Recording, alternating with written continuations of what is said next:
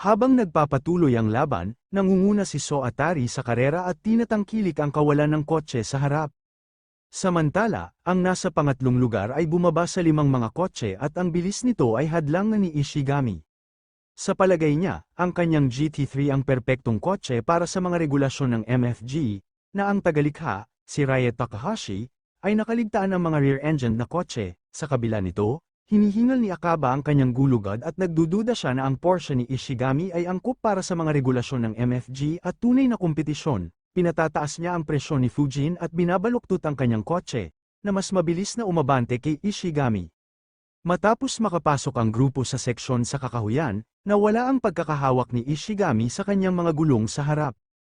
Hindi na muling makabawi, nagsimulang umikot ang kanyang sasakyan, na tumama sa konkretong pader.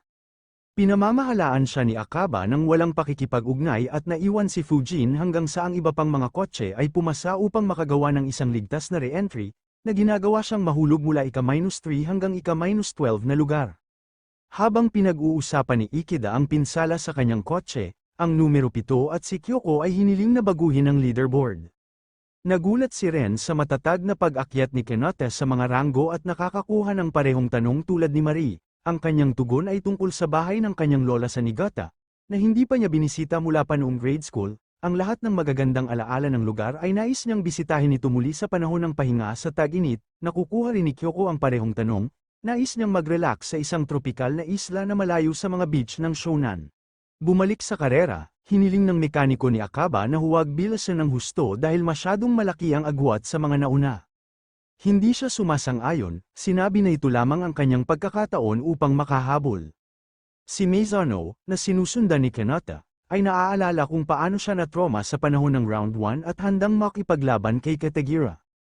Habang dumadaan ang dalawa sa seksyon ng kagubatan, binanggit ni Ikeda kung paano tila na-memorize ni Kanata ang buong layout ng track, pinupuri ang kanyang talento at sipag. Samantala, nahihirapan si Cookie na mawala si Michael sa kanyang likuran. Sa kabila ng kanyang pinakamahusay na pagsisikap, si Beckenbauer ay hindi rin bumabalik o sumusubok na maabutin, na ipinaliwanag ni Ikeda bilang isang mabangis na labanan sa psikolohikal.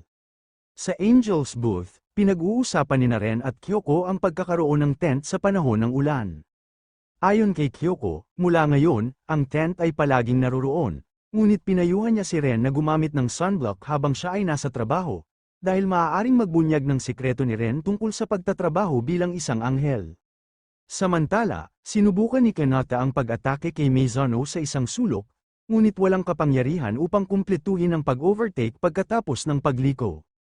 Nakakadismaya ito kay Ogata, at ipinaliwanag ni Ikeda na ang kasalukuyang posisyon ni Kanata ay maaaring maging kanyang pinakamataas. Ang pagkatalo sa ikatlong sektor ni Ashiniku GT ay nangangahulugan ng pagkatalo sa buong karera. Talagang gustong makita ni Ikeda na since Kanata ay isa sa pinakamagaling sa kotse, isang kaisipang sinusuportahan ni Ogata, na mayroon ng mga plano kung paano gagastusin ang premyong pera ni Kanata.